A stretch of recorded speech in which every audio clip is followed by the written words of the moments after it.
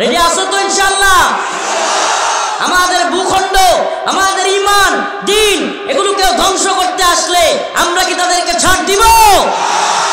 এই ভারতের গোলামি কি আমরা মানব? আমরা আল্লাহর গোলামি করি। ভারত যদি বাংলাদেশ দখল করতে আসে ঈমানের জন্য, দ্বীনের জন্য, ভূখণ্ড রক্ষার জন্য, আমরা তাদেরকে দাঁত ভাঙা জবাব দিব, দাঁত ভাঙা জবাব দিব।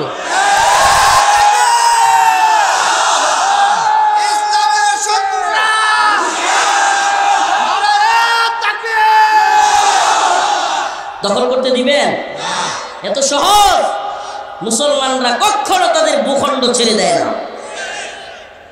ভূখণ্ডের জন্য প্রয়োজনে আমরা ঈমানের জন্য, দ্বীনের জন্য, ইসলামিক ভূখণ্ডের জন্য প্রয়োজনে জীবন দিব, শহীদ হয়ে যাব, তবু আমরা দিল্লির গোলামি মেনে নিব না। হাসিনারা দিয়ে এতদিন গোলামি করাইতে পারছে, খুব খুশি ছিল। এখন যখন দেখে যে কিরে এরা তো সব গোলামি মানে না, বেটা হিন্দুরা গোলামি করবার লাগে আমরা দুনিয়াতে আইছি নাকি? قد أفلح المؤمنون الذين هم في صلاتهم خاشعون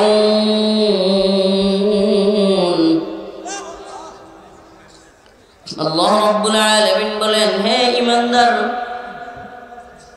আল্লাহ রব্বুল আলামিন বলেন, قد أفلح المؤمنون, নিশ্চয় মুমিনরা সফল কাম। কারা কারা সফল? আল্লাহ পাক বলেন নাই নন্দীগ্রাম থানা প্রপারে যার বাড়ি আছে সে সফল, এটা বলছে। বগুড়া শহরে যার বাড়ি আছে সে সফল, হ্যাঁ? ঢাকায় যার বাড়ি আছে সে তো অবশ্যই সফল। আল্লাহ পাক বলেছেন মুমিনরা হলো সফল। মুমিনের সফলতার পথ কি? মুমিন কোন পথে গেলে সফল হবে, এটা নিয়ে আজকের আলোচনা। আল্লাহ রাব্বুল আলামিন কোরআনের বিভিন্ন জায়গায় মুমিনদের সফলতা নিয়ে কথা বলেছেন। এক জায়গায় বলেছেন, ইয়া আইয়ুহাল্লাযীনা আমানুত্তাকুল্লাহ ওয়া কুলু কাওলান সাদীদা يصلح لكم أعمالكم ويغفر لكم ذنوبكم ومن يطع الله ورسوله فقد فاز فوزا عظيما الله رب العالمين বলেন ومن يطع الله ورسوله, যে আল্লাহ এবং তার রাসূলের অনুসরণ করলো। কার অনুসরণ? আল্লাহ এবং তার রাসূলের অনুসরণ যারা করলো, ফাকাদ ফাযা ফাওজান আযীমা, তারাই হলো সফল কাম। সুবহানাল্লাহ। তাইলে অনুসরণ করতে হবে আল্লাহ এবং তার রাসূলের, ঠিক কি ঠিক না? আল্লাহ এবং তার রাসূলের বিরুদ্ধে যদি কোনো নেতা যায়, নেত্রী যায়, দল ছাড়বো, নেতা ছাড়বো, নেত্রী ছাড়বো, কিন্তু আল্লাহ আর রাসূলকে ছাড়বো না। আল্লাহ রাসূলকে ছেড়ে দিব? নেতা নামাজ পড়ে না, আপনাকেও নামাজের কথা বলে না, এই মুসলমানদের নেতা হইতে পারে না। নেতা নামাজ পড়ে না, আপনাকেও নামাজের কথা বলে না, এই মুসলমানের নেতা হইতে পারে?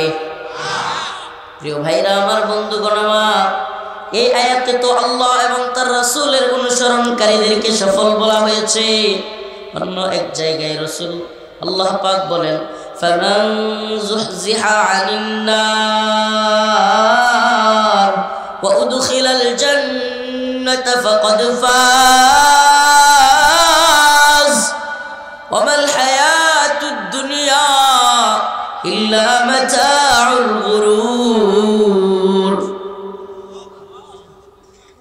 আল্লাহ রাব্বুল আলামিন বলেন, ফামান যুহজিহা আনিন নার, যেই ব্যক্তি জাহান্নামের আগুন থেকে মুক্তি পেল, ওয়া উদখিলাল জান্নাহ, এবং জান্নাতে প্রবেশ করতে পারল, ফাকাদ ফাজ, সেই তো হলো সফল কাম। চূড়ান্ত মুমিনের সফলতা এই দুনিয়ায় টাকা, বাড়ি, গাড়ি, সুন্দরী নারী বিয়ে করার মধ্যে নয়। লক্ষ টাকা বেতনের চাকরি, 10 লক্ষ, 20 লক্ষ, 50 লক্ষ টাকার গাড়ি, কোটি টাকার বাড়ি থাকতে পারে, সুন্দরী নারীকে তুমি বিয়ে করতে পারো, কিন্তু আল্লাহর জাহান্নাম থেকে বাঁচতে না পারলে তোমার চাইতে বড় ব্যর্থ, তোমার চাইতে বড় গাফেল পৃথিবীতে আর কেউ নেই। মুমিন কখন সফল? যখন সে জানবে আমি আল্লাহর জাহান্নাম থেকে মুক্তি পাইছি। আগামীকালকে আল্লাহ না করুক, মনে করেন কোনো লোক জানতে পারল তার নামে মামলা হয়েছে, আগামীকালকে রায় হবে, রায়, বিচারক তাকে ফাঁসির রায় দিয়ে দিতে পারে। বলেন না, ওই লোকটা ওই বিচারকের সামনে দাঁড়াইতে কি পরিমাণে তার কষ্ট হবে এবং পেরেশানি, ভয় তার মধ্যে কাজ করবে যে আগামীকালকে বিচারক আমাকে ফাঁসি দিয়ে দিতে পারে। তো এই দুনিয়ার বিচারকের সামনে যাইতে যদি ভয় লাগে, এই দুনিয়ার ক্ষমতাসীনদের সামনে দাঁড়াইতে যদি ভয় লাগে, যিনি সমস্ত ক্ষমতার মালিক, আহকামুল হাকিমিন, সমস্ত বিচারকের বিচারক, কুলিল্লাহুম্মা মালিকাল মুলক তুতিল মুলকা মান তাশা ওয়া তানজিউল মুলকা মিম্মান তাশা।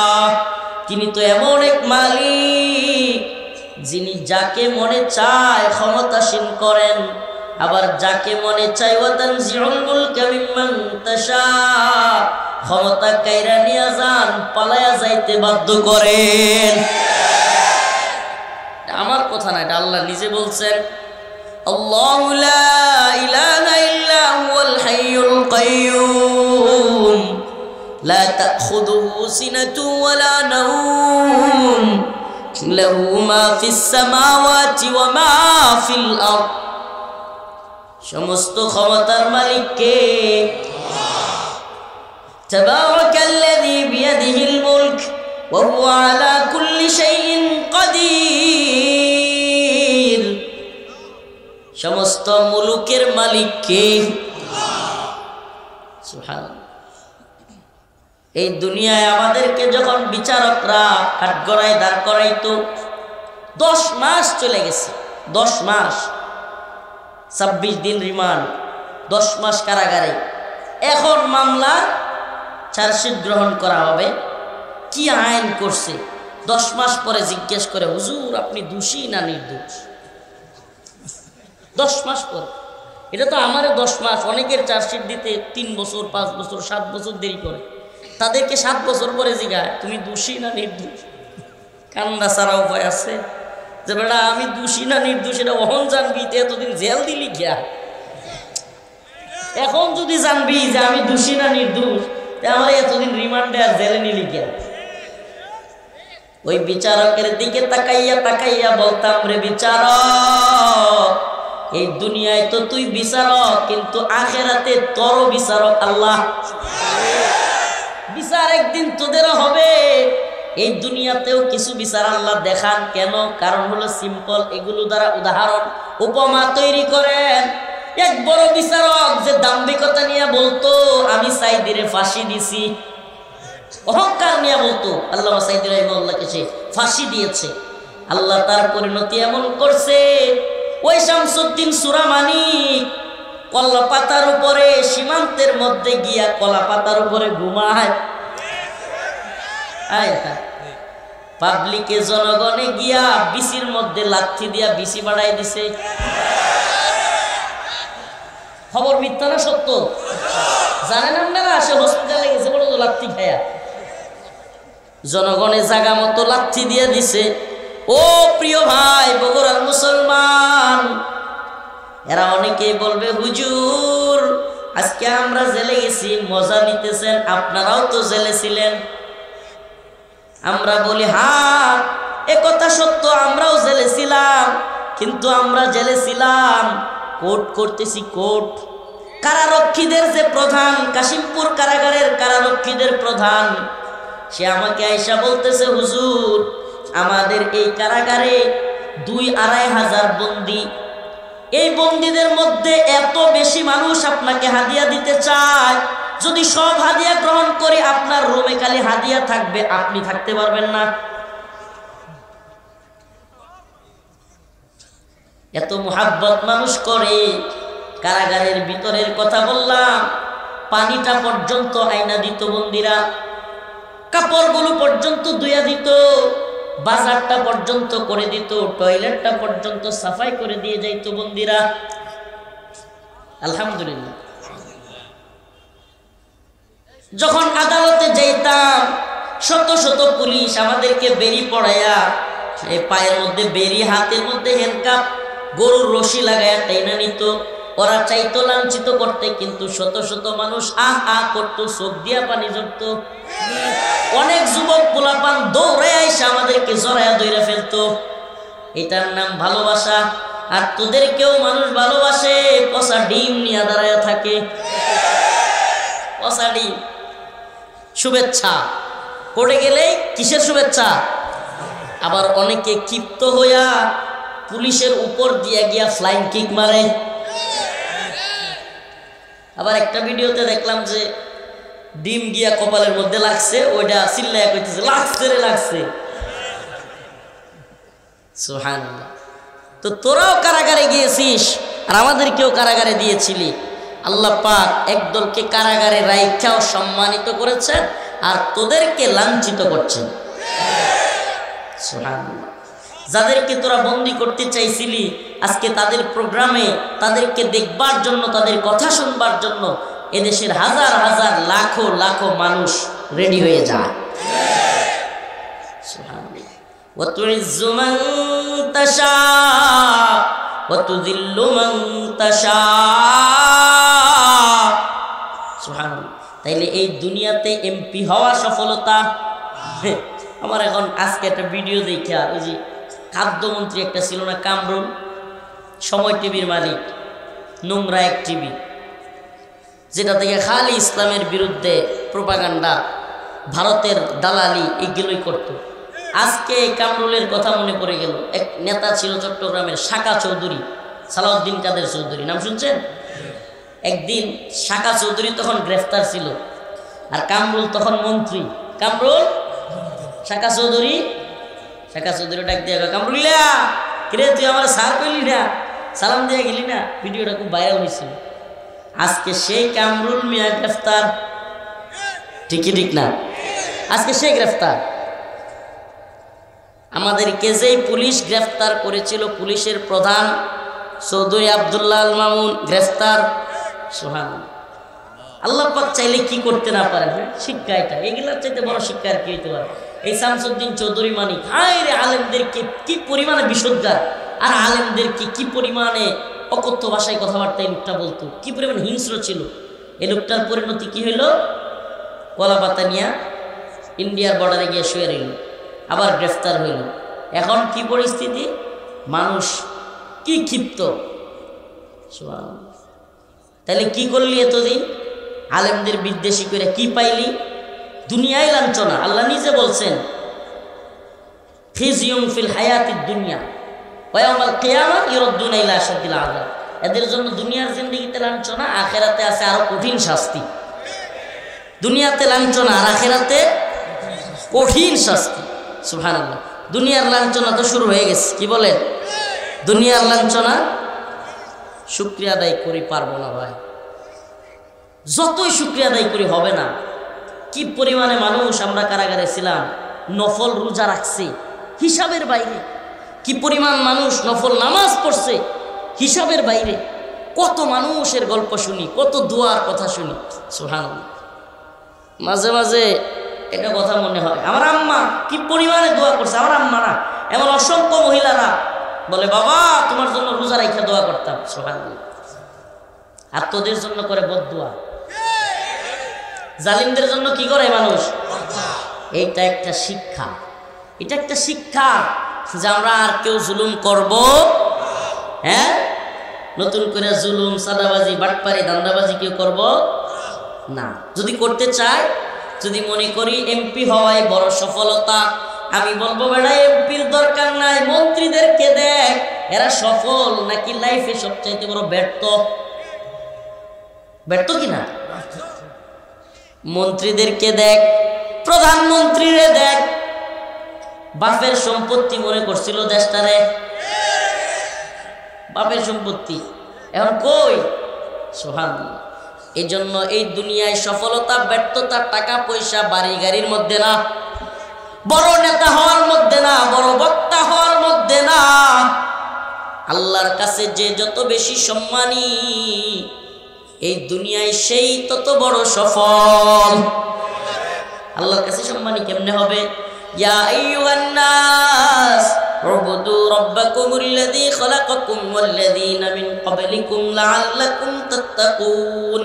ইয়া আইয়ুহান নাস ইন্না খালাকনাকুম মিন যাকারিন ওয়া উনসা ওয়াজআলনাকুম শুউবান ওয়া ক্বাবাইলা লিতাআরাফু ইন্না আকরামাকুম ইনদাল্লাহি আতকাকুম। সুবহানাল্লাহ। আল্লাহ রাব্বুল আলামিন বলেন, হে মানুষ, ইয়া আইয়ুহান নাস ইন্না খালাকনাকুম, তোমাদেরকে সৃষ্টি করা হয়েছে মিন যাকারিন ওয়া উনসা, একটা নারী এবং একটা পুরুষ থেকে। কয়টা নারী? কয়টা নারী? কয়টা পুরুষ? আমরা কি তাইলে ডারউইনের মতবাদ বানরের বাচ্চা? হ্যাঁ, ডারউইন মতবাদ দিছে যে মানুষ নাকি বানর ছিল। নাউজুবিল্লাহ। বাংলাদেশের এক কুখ্যাত নাস্তিক জাফরিকবাল, সেও বলে মানুষ নাকি বানরের বাচ্চা। আমরা বলি আমরা মানুষের বাচ্চা, আদম আলাইহিস সালামের সন্তান, তোরা হইলি প্রকৃত বানরের বাচ্চা। কেউ কেউ বলেন যে জাফরিকবালের পিছনে গিয়ে খুঁজলে এখনো বান্দরের লেঞ্জাটা পাওয়া যেত না। আমরা কি মানুষের বাচ্চা না বানরের বাচ্চা? আমরা মানি কোরআন, আমরা মানি আল্লাহকে। বান্দরের বাচ্চারা হলো অবিশ্বাসী নাস্তিক। আপনি বুঝেন, একবার যদি মানুষকে এটা বিশ্বাস করানো যায় যে মানুষ ছিল বানরের বাচ্চা, তাইলে ইসলাম থাকেই না। কারণ আদম আলাইহিস সালাম থাকে না, হাওয়া আলাইহিস সালাম থাকে না। কারণ মানুষ যেহেতু বানরের বাচ্চা, আদিভাবে এইভাবে আসছে, তাইলে আল্লাহর কোরআন মিথ্যা। নাউজুবিল্লাহ। মানে এরা ইসলামকে, কোরআনকে অকার্যকর করে দেওয়ার জন্য সূক্ষ্ম কৌশলে মুসলমানদের বইয়ের মধ্যে, পাঠ্য বইয়ের মধ্যে এই মতবাদ দিয়ে দিয়েছে। আর আশ্চর্যের বিষয় কি জানেন? এই বন্ডগুলো এখন যখন এই বইগুলো সংস্কার করার প্রয়োজন, সিন্ডিকেট আওয়ামী লীগের ওগুলো এখনো রয়ে গেছে। এখনো জানুয়ারিতে যেন বই না দিতে পারে এই জন্য ছাপাখানায় গন্ডগোল লাগাই দিছে। এগুলো অনেকে জানে না। ছাপাখানায় আগের থেকে এমন গন্ডগোল লাগাই রেখে গেছে, কারণ সারা বাংলাদেশে এই কাগজের ছাপাখানা দিয়া বই রেডি করতে অনেক সময়ের ব্যাপার। এটা 2 দিনের ব্যাপার না। সেই লম্বা প্রসেসের মধ্যে হাসিনা গভর্নমেন্টের যেগুলো ছিল এগুলো এমন সিন্ডিকেট একটা তৈরি করে প্যাচ লাগায় রেখে গেছে, যাতে করে নতুন সরকার জানুয়ারিতে বই দিতে না পারে। চিন্তা করছে? বন্ডামি এখনো সারে নাই, এখনো ভারতে বৈশাও বন্ডামি করতেছে। এখন আবার তো দেখতেছেন কিনা নিউজগুলো, ভারতীয় সীমান্তে বিভিন্ন জায়গায় হিন্দুত্ববাদীরা আমাদেরকে থ্রেট দিচ্ছে, হুমকি দিচ্ছে, বাংলাদেশ দখল করে ফেলবে। কি বগুড়া দখল করতে আইলে দিবেন? হ্যাঁ, এই বগুড়ার যুব সমাজ রেডি আছো তো? ইনশাআল্লাহ। আমাদের ভূখণ্ড, আমাদের ঈমান, দ্বীন এগুলোকে ধ্বংস করতে আসলে আমরা কি তাদেরকে ছাড় দিব? এই ভারতের গোলামি কি আমরা মানব? আমরা আল্লাহর গোলামি করি। ভারত যদি বাংলাদেশ দখল করতে আসে, ঈমানের জন্য, দ্বীনের জন্য, ভূখণ্ড রক্ষার জন্য আমরা তাদেরকে দাঁত ভাঙা জবাব দিব, দাঁত ভাঙা জবাব দিব।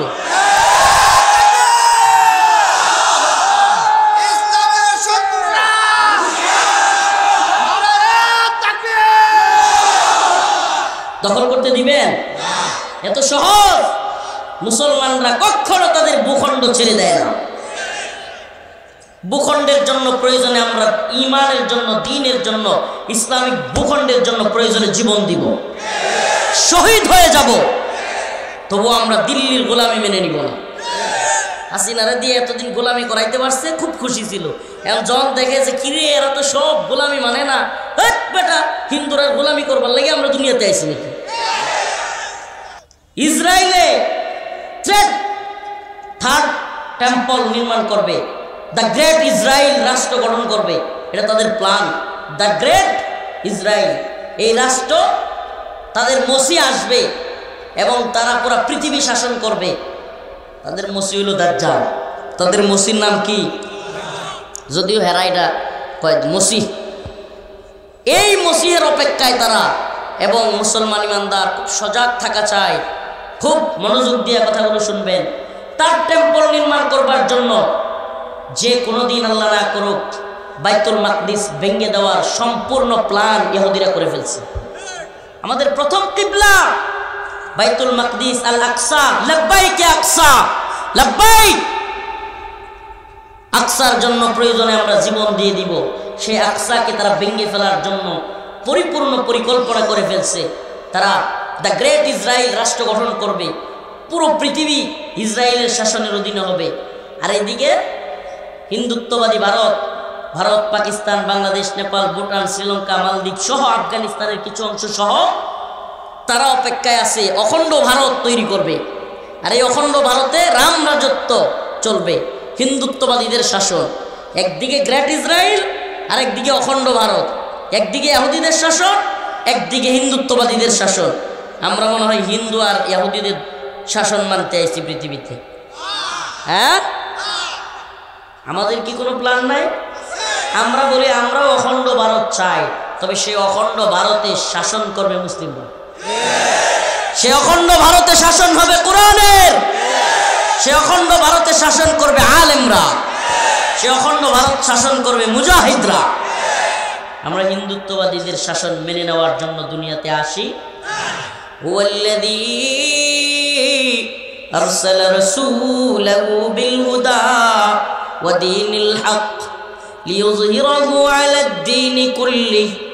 আল্লাহ রাব্বুল আলামিন বলেন, আমি আমার রাসূলকে সত্য দিন দিয়া হেদায়েত সহকারে দুনিয়ায় পাঠাইছি।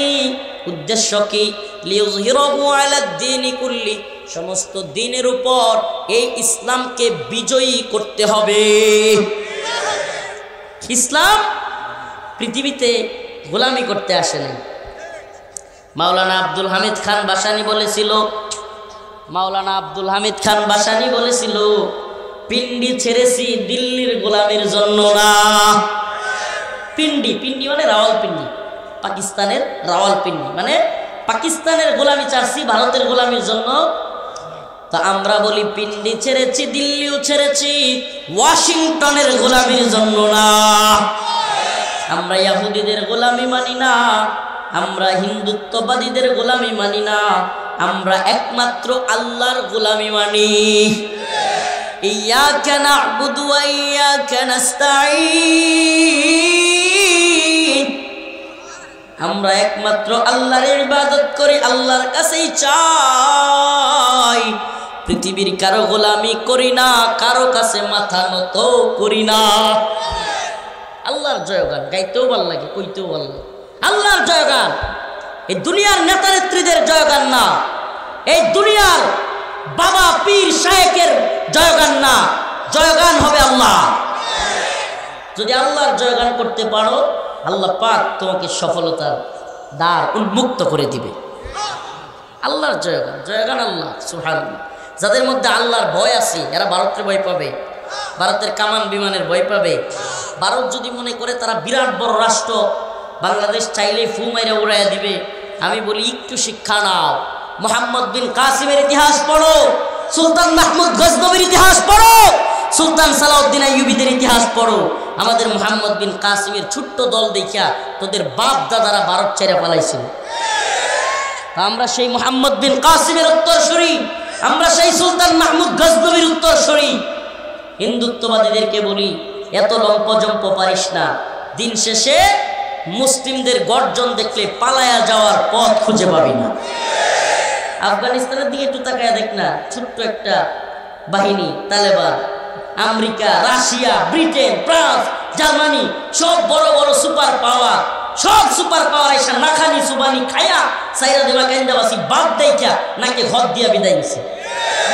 তো সুপার পাওয়ার কি আমেরিকা, সুপার পাওয়ার ভারত, নাকি সুপার পাওয়ার সেফ আল্লাহ? সুপার পাওয়ার সেফ আল্লাহ। সুবহানাল্লাহ। সুপার পাওয়ার কে? এই সুপার পাওয়ার কি কয়? সুপার পাওয়ার আল্লাহ কয়, কাম মিন ফিয়াতিন কলিলাতিন গলাবাত ফিয়াতান কাসীরাতান বিইذনিল্লাহ। আল্লাহ রাব্বুল আলামিন বলেন, যদি আল্লাহর উপর আস্থা এবং ভরসা রেখে ছোট্ট কোনো দল বড় বড় দলের বিরুদ্ধে লড়াই করে আল্লাহ পাক তাদেরকেই বিজয়ী করবে। আমার রাসূল এমন ব্যক্তি বলেছেন, আমার উম্মতের যদি 12,000-এর বাহিনী থাকে, কয় হাজার? আমার উম্মতের বাহিনী যদি 12,000 মুজাহিদের বাহিনীও হয়, আমার উম্মতের 12,000 মুজাহিদকে পৃথিবীর কোন সুপার পাওয়ার হারাতে পারবে না।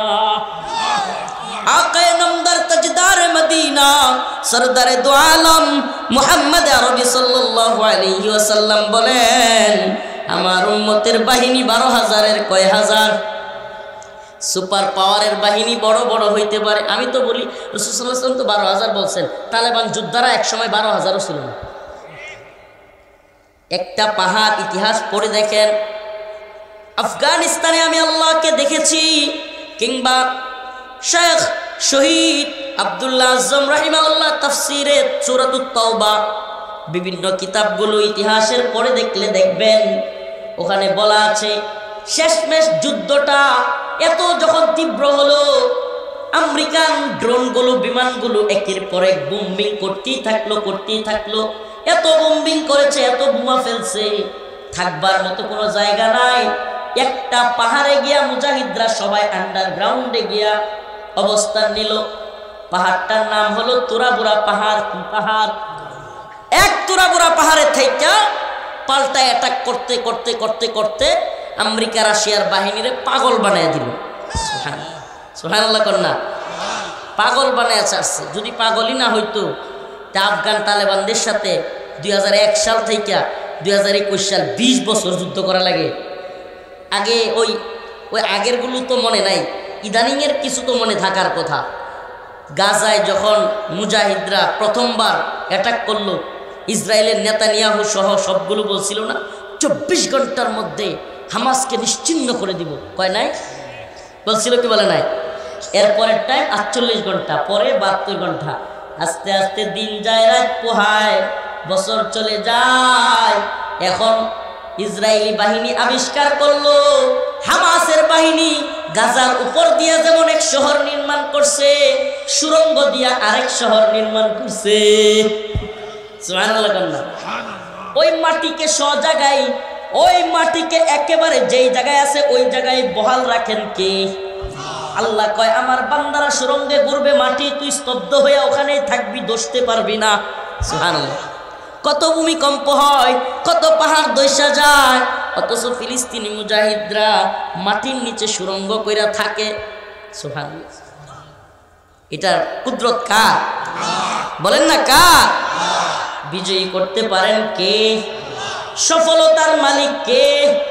প্রথম থেকে যে কথা বলতেছিলাম, মুমিনরা সফল কাম হবে কেন? কারণ আল্লাহ বলেছেন মুমিনরাই হলো সফল। কিভাবে? قد أفلح المؤمنون الذين هم في صلاتهم خاشعون والذين هم عن اللغو معرضون। মুমিনরা খালি বিরাট বড় বড় জালসা করবে না, তাফসীর মাহফিল করবে না, এই শীতের দিনে মুমিনরা নামাজও পড়বে। নাকি শুধু জালসা করবেন? সিরাজগঞ্জে, বগুড়া এই অঞ্চলগুলোতে আসতে এই শব্দটা খুব শোনা যায়, ভালো লাগে, জালসা। যদিও আমাদের দিকে গিয়ে জলসা করলে সর্বনাশ, কারণ আমগর দিকে জলসা করে হলো বন্ডবীররা। কারা? জলসা শুনলেই সর্বনাশ, টেনশনে পড়ে যাবে মানুষ, এটাতে যাওয়া যাবে না। তো বড় বড় তাফসীর মাহফিল, বড় বড় জলসা করে বড় বড় ভাইরাল বক্তা দাওয়াত দিলে কি সফল হওয়া যাবে? হ্যাঁ, ওই বক্তা, যেই বক্তা ফজরের নামাজ ছেড়ে দিবে, যেই মুফতি, যেই শাইখুল হাদিস, আমলের দিকে খবর নাই, তার চাইতে তো সাধারণ দিন মজুর যে রিক্সা চালায়, দিন আনে দিন খায়, তারও মর্যাদা যদি নামাজ পড়ে, বউকে পর্দায় রাখে, হালাল হারাম চিনে বেঁচে খায়, ওই রিক্সাওয়ালার মর্যাদা ওই বক্তার চাইতে অনেক বড়। কার কাছে? ইন্না আকরামাকুম ইনদাল্লাহি আতকাকুম। আল্লাহ বলেন আমার কাছে কে বাড়িওয়ালা, কে গাড়িওয়ালা, কে টাকাওয়ালা। ওয়াজআলনাকুম শুউবান ওয়া ক্বাবাইলা লিতাআরাফু। আমি যে এত বড় বড় করে বানাইছি, এত বড় লোক বানাইছি, বিভিন্ন গোত্রে পাঠাইছি। শুউবান ওয়া ক্বাবাইলা লিতাআরাফু। কেউ আফ্রিকান, নাইজেরিয়ান, কেউ রাশিয়ান, কেউ চাইনিজ, কেউ বাঙালি, কেউ ইন্ডিয়ান, এই যে বিভিন্ন ধরনের, কেউ কালো, কেউ সাদা চামড়া, কেউ লাল চামড়া, আরে বিভিন্ন তরিকায় বিভিন্ন দেশে বিভিন্ন গোত্রে আমি মানুষকে পাঠাইছি, কিন্তু এগুলোর একটাও যে সাদা চামড়া সে কালো চামড়ার চাইতে আমার কাছে উত্তম নয়, যে লাল চামড়া সে কালো চামড়ার চাইতে আমার কাছে উত্তম নয়। যদি উত্তম হইতো হযরতে বিলাল হাবশী আল্লাহর নবীর প্রিয় সাহাবী এবং মুয়াজ্জিন হতে পারতেন না। সুবহানাল্লাহ। আল্লাহ পাক কত মর্যাদা দিলেন। আল্লাহর নবীর প্রিয় সাহাবী কালো মানুষ ছিলেন, তার মানে কে কালো কে সাদা, কে লম্বা কে বেটে, কে মোটা কে চিকন, কে বড় লোক কে গরিব, আল্লাহর কাছে এগুলো কোনো ধর্তব্য না। আল্লাহ বলেন ইন্না আক্রামাকুম, হইতে পারবে? হ্যাঁ ও যুবক ভাই, তুমি বিরাট শক্তিশালী, তুমি কুস্তিতে মানুষকে হারায় দাও, 2-3 জনের সাথে লাগিয়ে যেতে চাও, কিন্তু ফজরের সময় এই ঠান্ডার দিনে কম্বলটা এভাবে মুখ থেকে উঠাইয়া সরাইয়া নামাজটা পড়তে পারো না, তুই কিসের শক্তিশালী? এই শক্তি দিয়ে তোমার কোনো মূল্যই নেই। ফজরের সময় কম্বলটা উঠাইতে পারো না তুমি, তুমি কিসের শক্তিশালী? কয় হুজুর কম্বল উঠাইতে পারি না, মানে কম্বল 10টা দিলেও মিল্লা দিয়ে ফালাই দিব, কিন্তু ফজরের সময় পারি না। বোঝা গেল শয়তানের সাথে তুমি বড়ই দুর্বল, শয়তানের সাথে তুমি বড়ই দুর্বল। শরীরে শক্তি আছে, কিন্তু ওই শক্তি ঈমানের শক্তির সাথে মিলে নাই। বোঝা গেল তুমি খুবই দুর্বল মানুষ, খুবই। ফজরের নামাজ পড়বো তো। ও মুসলমান ইমানদার, এই ঠান্ডার মধ্যে ঠান্ডা পানি দিয়া অজু কইরা যে ব্যক্তি ফজরের নামাজ কন্টিনিউ পড়বে, আমি তো মনে করি এই জামানায় ওই ব্যক্তি আল্লাহর ওলি, আল্লাহর ওলি। ভাই গরম পানি দিয়ে অজু করলে একটু করে ঠান্ডা লাগে, সত্য না মিথ্যা? এই শীতের মধ্যে গরম পানি দিয়ে গোসল করেন, গরম পানি দিয়ে গোসল করলেন, অজু করলেন, তারপরেও একটু পরে ঠান্ডা লাগে, লাগে কি লাগে না? মসজিদের কাজ, মসজিদের প্রোগ্রাম, হুজুর একটু সাদা রুমাল টুমাল রেডি আসেনি? হ্যাঁ হ্যাঁ রেডি আছে। কোথায় রুমাল? মসজিদের কাজ, ব্যাগ নিয়ে যান ইনশাল্লাহ। আমার আব্বা নাই, আমার আব্বার জন্য দোয়া করবেন, আমিও কিছু দিয়ে শরীক হই, আপনারাও দেন, ঠিক আছে? দেন রুমাল, দেন রুমাল, দেন আমি দিই কিছু, দেন দেন রুমালগুলো যাচ্ছে, দেন, সফলতার ওয়াজ হবে ইনশাআল্লাহ।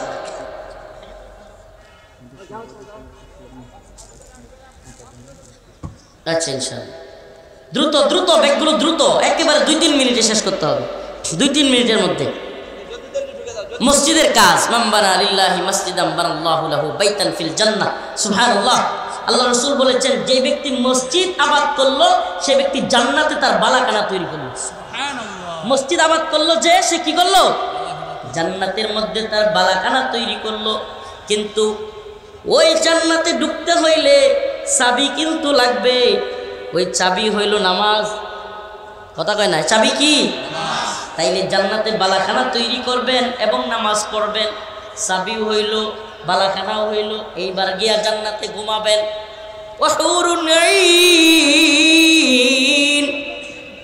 ওই হৌরে গিলমানরা তৈরি আছে আপনাকে অভ্যর্থনা দেওয়ার জন্য। এই সুবহানাল্লাহ, এই দুনিয়ার বউরা আরে কত জ্বালা জ্বালা করে, কিন্তু হুরেরা আপনারে জ্বালাবে না, খালি খুশি করবে। সুবহানাল্লাহ। এই যুবক, মসজিদে টাকা দাও, জান্নাতে হুর তালাশ করো, নামাজ পড়ো। এই কথা নাই, কথা নাই, দ্রুত। এই অল্প ব্যাগ কেন, এতগুলো মানুষ, ব্যাগ বেশি করে দিতে হবে। হ্যাঁ 50টা আছে, ওই পিছন থেকেও আসতে তো। মাশাআল্লাহ, দ্রুত। মসজিদের কাজ, সিংরা কালাশ নূরে জামে মসজিদ। আল্লাহ তুমি এই মসজিদকে কবুল আর মঞ্জুর করো। আল্লাহ এলাকার মানুষকে তুমি নামাজি বানায় দাও, দিনদার পরহেজগার মুত্তাকি বানায় দাও। আল্লাহ যারা দান করতেছে তাদের দানকে কবুল আর মঞ্জুর করো। আল্লাহ তাদের দানের আশাগুলোকেও পূরণ করে দাও। যে যে নিয়তে দান করতেছে, আল্লাহ মুসাফির আমি মাজলুম, আল্লাহ দানের উদ্দেশ্য আল্লাহ তুমি কবুল করো, এবং যে যে নিয়ত করতেছে তার নিয়তের নেক মাকাসেদ পূরণ করে দাও। বলেন আমিন। এই মসজিদের কাজ চলমান, কেউ কি সিমেন্ট দিবেন? সুবহানাল্লাহ। রড সিমেন্ট একেবারে কবুলিয়তের কাজ, সুবহানাল্লাহ, মাকবুল কাজ। আমি মুসাফির মাজলুম দোয়া করব। এই আছে কোনো ভাই যে মসজিদে আমি 1 বস্তা 2 বস্তা সিমেন্ট দিব, রড দিব, আছেন? সুবহানাল্লাহ। আমি কিন্তু কালেক্টর না, কিন্তু মসজিদের কাজ চললে কালেক্টর হইতে আমি রাজি। মসজিদের জন্য, আল্লাহর জন্য যা করতে চাই, যা করতে বলে আমি রাজি আছি ইনশাআল্লাহ। মাশাআল্লাহ, মারহাবা, আল্লাহু আকবার। আল্লাহ তুমি বাবারে কবুল করো, মঞ্জুর করো, বলেন আমিন। বাবার নামটা শুনতে পারি? সুলাইমান আলাইহিস সালামের নামে নাম। বাবা সুলাইমান 10 বস্তা সিমেন্ট করলো দান। আল্লাহ তুমি তার বাড়ায় দাও মানসম্মান। আল্লাহ তুমি তার নেক হায়াত দান করো, তার আমলের মধ্যে, ঈমানের মধ্যে বরকত দান করো। রফিকুল ইসলাম আজকে সভাপতি, আমার মিতা, লিল্লাহি তাকবীর। 50,000 টাকা মসজিদে দান করেছেন। আল্লাহ তুমি আমার এই মিতা রফিকুল ইসলামকে দ্বীনের জন্য কবুল করো। আল্লাহ তার ঈমান আমল হেফাজত করো। আল্লাহ তার রিজিকের ওয়াসাত দিয়া দাও, আর সম্পদ বাড়ায় দাও যেন দ্বীনের পথে খরচ করতে পারে। আল্লাহ আল্লাহ তার আহলে ইয়াল যদি কেউ কবরে থাকে, তাদের কবরকে জান্নাতের বাগান বানায় দাও। আর জোরে বলেন আমিন। আর কে আর কে আছেন? সিমেন্ট, রড, যে যেমন পারে, কোনো বাধ্যবাধকতা নাই। মাল ইমরিইন মুসলিমিন ইল্লা আন তিবি নাফসিন।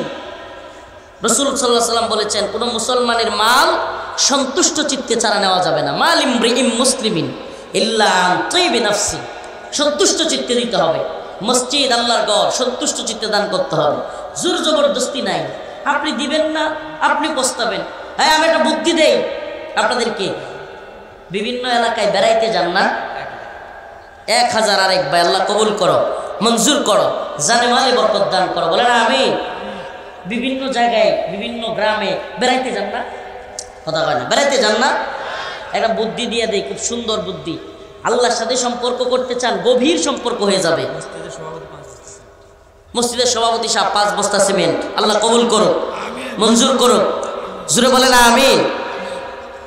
বিভিন্ন এলাকায় গিয়া প্রত্যেকটা মসজিদে নামাজ পড়লেই 50টা করে টাকা কিংবা 100, যে যেমন পারে 100 টাকা দিবেন। 50টা টাকা কেউ যেন না দেখে, প্রয়োজনে দান বাক্স থাকে না, ওইটার ভিতরে ঢুকাইয়া 50টা টাকা রেখে আসবেন। 20 টাকা হোক, 10 টাকা হোক, রেখে আসবেন। এইভাবে ঘুরতে ঘুরতে 50-60 বছরের জিন্দিগিতে বেড়াইতে বেড়াইতে দেখবেন জীবনে আমি 200 থেকে 300 মসজিদে 10-20 টাকা করে দিছি। সুবহানাল্লাহ। কতগুলো মসজিদ? 200 থেকে 300 মসজিদ। সুবহানাল্লাহ। আল্লাহর আদালতে যখন ধরা খায়া যাবেন, সমস্ত মসজিদগুলো বলবে, আল্লাহ আপনার এই বান্দা যেই মসজিদে, যেই এলাকায় যাইতো, আড়ালে আবদালে 20-50 টাকা করে দিত, আল্লাহ আপনি তারে মাফ করে দেন। সুবহানাল্লাহ কর না? কত সহজ আমল না? কিন্তু এটার সওয়াব অনেক বেশি। বিভিন্ন এলাকায় আমরা যাই কি যাই না, বেড়াইতে গেলে 20 টাকা 50 টাকা একটু দান বক্সে দিয়ে দেওয়া, আপনার অবস্থান অনুযায়ী 10 টাকা হোক, 100 হোক, 500 হোক, অবস্থান অনুযায়ী দান বক্সে দিয়ে দেওয়া। দিন শেষে দেখবেন এত এলাকায় গেছেন, কতগুলো মসজিদে দেওয়া হয়ে গেছে। সুবহানাল্লাহ। এই মসজিদ আপনার জন্য সুপারিশ করবে আল্লাহর কাছে। এই হয়েছে হয়েছে, এই রুমালগুলো নিয়ে আবার অন্যদিকে যাও না, রুমাল এদিকে নিয়ে আসো। আসছে তো সব। এই ভাই কোথায়? আমাদের বাড়িতে গেছিল, যে নাম কি, সাইফুল ভাই, রুমাল পাইছেন নি ঠিকঠাক মতো?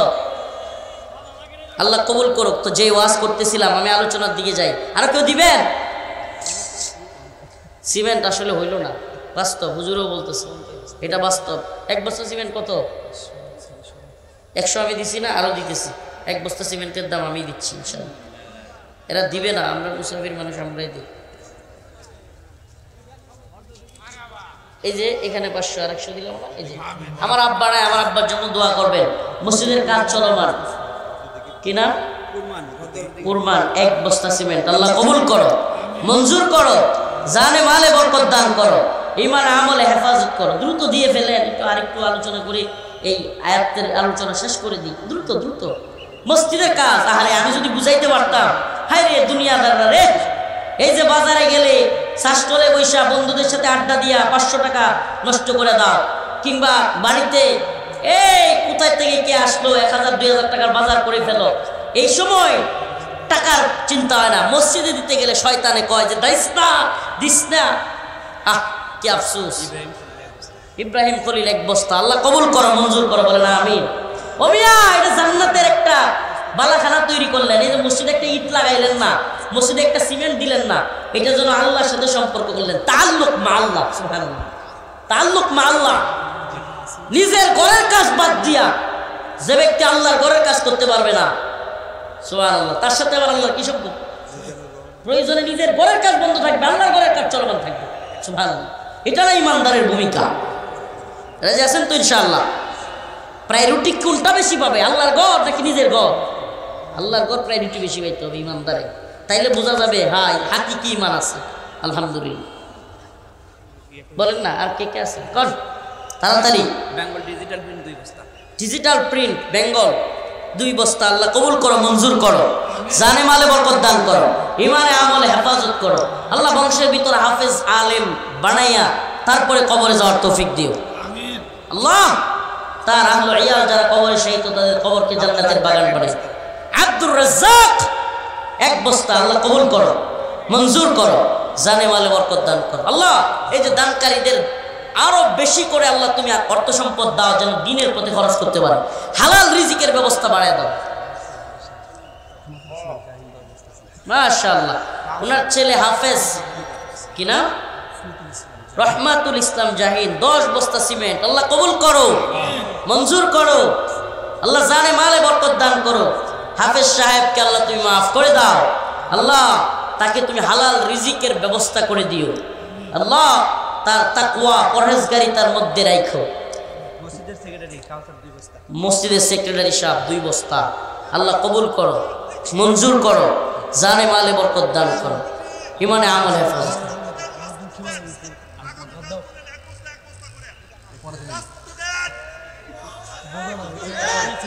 আচ্ছা আচ্ছা, ওয়াজ চলবে বুঝছি। মসজিদের কাজ কি দরকার নাই?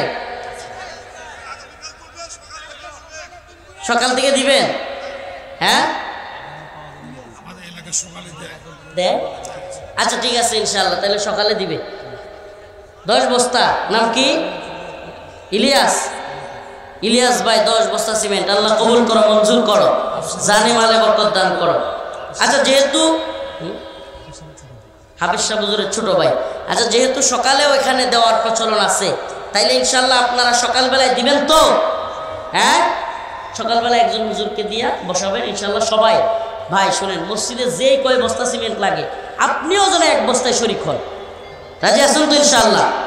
قد أفلح المؤمنون الذين هم في صلاتهم خاشعون والذين هم عن اللغو معرضون والذين هم للزكاة فاعلون والذين هم لفروجهم حافظون। আল্লাহ রব্বুল আলামিন বলেন ওই মুমিনরাই সফল কাম। قد أفلح المؤمنون, নিশ্চয় মুমিনরা সফল। الذين هم في صلاتهم خاشعون, যারা খুশু খুজুর সাথে নামাজ পড়ে। সুবহানাল্লাহ, কি করে? খুশু খুজুর সাথে নামাজ পড়ে। তাহলে মুমিন সফল হইতে হলে খুশু খুজুর সাথে নামাজ পড়া লাগবে, নাকি বড় জলসা, বড় মাহফিল, বড় প্যান্ডেল, বড় বক্তা, সেলিব্রিটি ভাইরাল বক্তা তাইলেই সফল? নাউজুবিল্লাহ, এটা সফলতা না। সফলতার জন্য আল্লাহর কাজ করা, সফলতার জন্য নামাজ পড়া। আজকে দেখি কেউ নামাজ ছাড়বো তো ইনশাআল্লাহ? হাত তুলে লিল্লাহি তাকবীর বলেন, হাত তুলে লিল্লাহি তাকবীর বলেন। আল্লাহ আজকে থেকে আর নামাজ ছাড়বো না। আপনারা দেন, নামাজ আর ছাড়বো না। বলেন, নামাজ আর ছাড়বো না। আস্তাগফিরুল্লাহ ওয়া আতুবু ইলাইহি, বলেন আস্তাগফিরুল্লাহ ওয়া আতুবু ইলাইহি। আল্লাহ রাব্বুল আলামিন বলেছেন সফল মুমিন যারা, তারা নামাজ পড়ে খুশু খুজুর সাথে, বিনয়ের সাথে। আব্দুল্লাহ ইবনে আব্বাস রাদিয়াল্লাহু আনহু বলেন খুশু খুজু আর বিনয় হলো যেই ব্যক্তি একাগ্র চিত্তে একমাত্র আল্লাহর জন্য আল্লাহকে রাজি খুশি করবার জন্য নামাজ পড়ে, পৃথিবীর কাউকে খুশি করবার জন্য না। কাকে খুশি করবার জন্য? কুল ইন্না সালাতি ওয়া নুসুকি ওয়া মাহইয়ায়া ওয়া মামাতি লিল্লাহি রাব্বিল আলামিন। আমার নামাজ, আমার কুরবানি, আমার হায়াত, আমার মৃত্যু সবকিছু কার জন্য? আরে জোরে আওয়াজ করে বলেন না, কার জন্য? আমার নামাজ, আমার কুরবানি, আমার হায়াত, আমার মৃত্যু কার জন্য? ওয়াল্লাযীনা হুম আনিল লাগবি মুরিদুন। মুমিনদের আরেকটা সিফাত আল্লাহ বলতেছেন। মুমিনের সিফাতের অভাব নাই। আল্লাহ অন্য এক আয়াতে বলেন, ইয়া আইয়ুহাল্লাযীনা আমানু মান ইয়ারতাদ্দা মিনকুম আন দীনিহি ফাসাউফা ইয়াতিল্লাহু বিকওমিন ইউহিব্বুহুম ওয়া ইউহিব্বুনা। আল্লাহ পাক এখানে মুমিনদের সিফাত বলতেছেন, ইউহিব্বুহুম ওয়া ইউহিব্বুনা। আল্লাহ বলেন আমি আল্লাহ তাদেরকে ভালোবাসি, তারাও আমাকে ভালোবাসে। সুবহানাল্লাহ।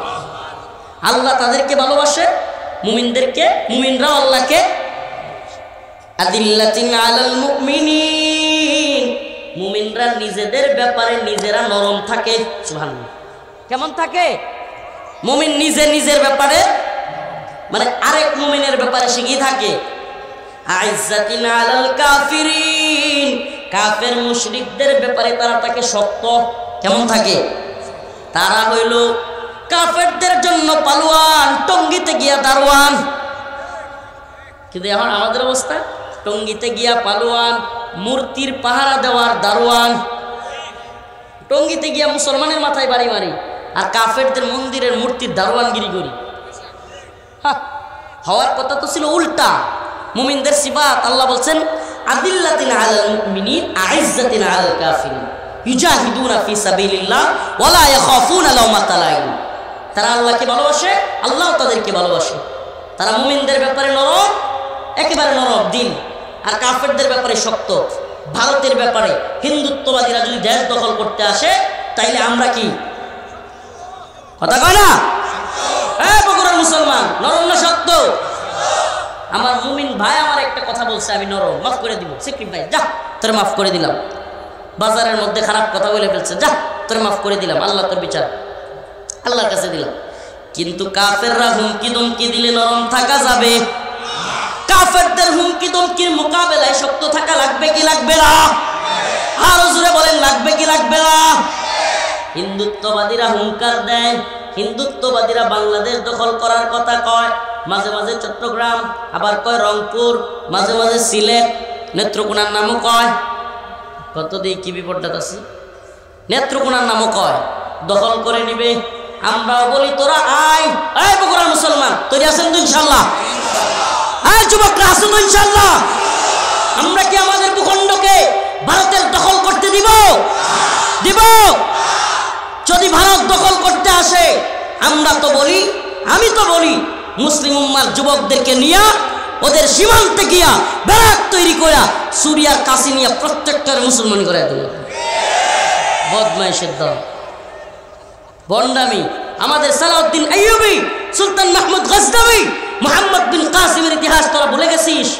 তোদের গর্গবিন্দ আর রাজা দিহাররা পালায়া যাইতে বাধ্য হয়েছিল ছোট্ট বাহিনীকে দেখে ভয় পায়।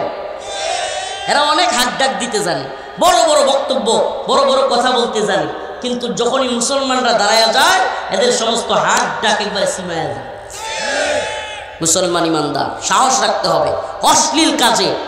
আল্লাযীনা হুম আনিস ওয়াল্লাযীনা হুম আনিল লাগবি মুরিদুন। মুমিনের কাজ নয়, মুমিনের কাজ নয় ওহেস্তু ফালতু যাত্রা ফাত্রা, ল্যাংটা, নাচ, গান, এগুলোর মধ্যে শরীক হওয়া মুমিনের কাজ। ইমানদারের কাজ। আল্লাহ পাক ইমানদারদেরকে আল্লাহ বলেছেন ইউজাহিদুনা ফি সাবিলিল্লাহ ওয়া লা ইয়াখাফুনা লাওমাতা লাইম। তারা আল্লাহর রাস্তায় জিহাদ করবে, কোনো কাফেরের, কোনো নিন্দুকের নিন্দার পরোয়া তারা করবে না। সুবহানাল্লাহ। নিন্দুকের নিন্দার পরোয়া আমরা করি? আমরা নিন্দুকের নিন্দার পরোয়া করি না। এরপরে আল্লাহ কি বলেন? ওয়াল্লাযীনা হুম লিফুরুজিহিম হাফিজুন। মুমিনের আরেকটা সিফাত হলো মুমিন তার লজ্জাস্থানকে হেফাজত করে। কি করে?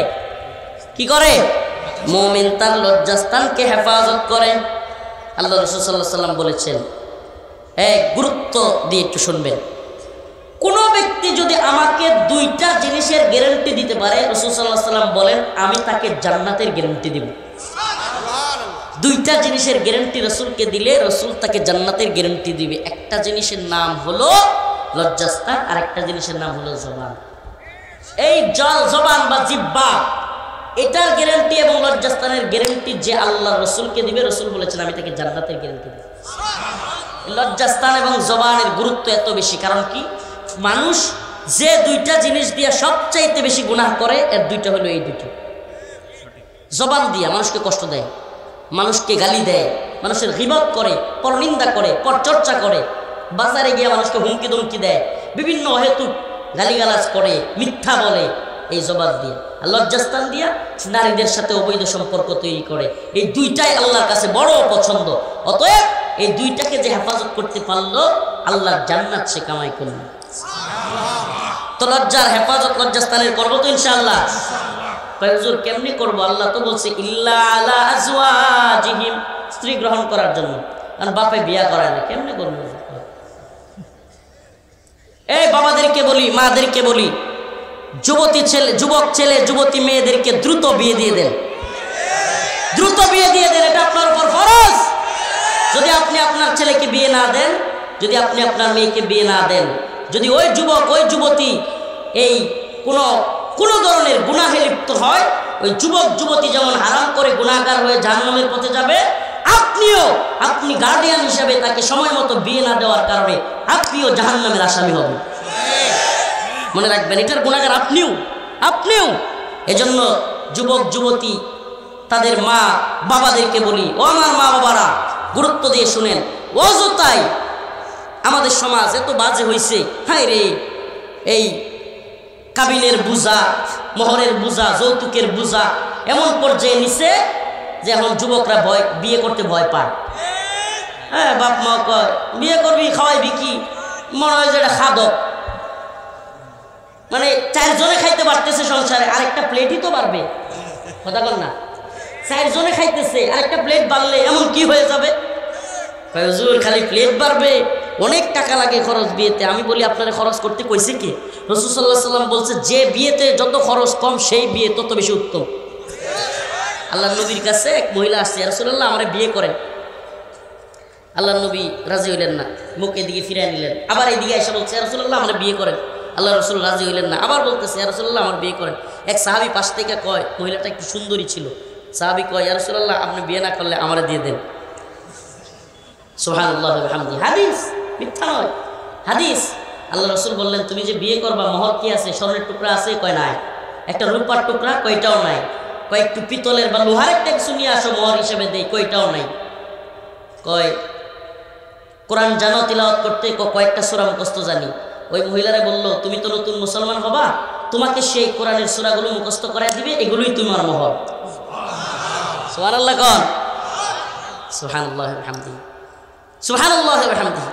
আল্লাহ রাসূল বিয়েকে সহজ করতেন। যে সমাজে বিয়ে যত সহজ, সেই সমাজে জিনা তত কঠিন। আর যে সমাজে বিয়ে কঠিন, ওই সমাজে জিনা সহজ।